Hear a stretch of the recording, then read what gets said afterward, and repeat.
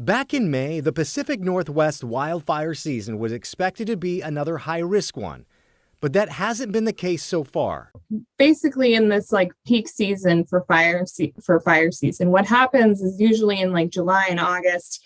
That's kind of our time when the fire risk really starts to go up. Jessica Pracky with the Oregon Department of Forestry says there's a couple of reasons behind why we haven't seen that many days this summer with smoke-filled skies. That rain that we got up until the end of June gave us time to really make sure that all of our firefighters had the proper training that they needed. We gave us more time to hire and completely staff up our districts. Along with more training this year, we've also had some reinvestments into our wildfire programs, like our camera detection system. Better equipment has played a role too. We have cameras that are set up along peaks throughout Oregon, and they're mostly centered throughout Southwest Oregon, Central and Eastern Oregon, where we see more of the wildfires happening. But as we've seen in the past, fire is so, unpredictable in a sense because it depends on the weather. Wildfire season can change in the blink of an eye. At this point, we don't see any particularly strong east winds. Eric Wise is a meteorologist with the Northwest Interagency Coordination Center.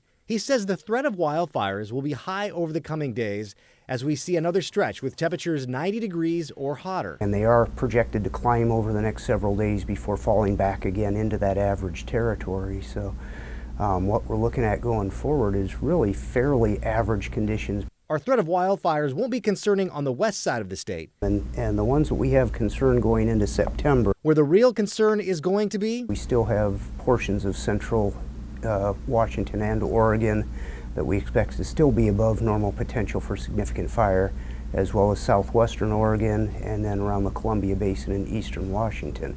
The areas in red that you see here are the places where crews are watching weather patterns very closely. We see an uptick coming and expect to see fire behavior get more active over the next several days as things get hotter and more unstable.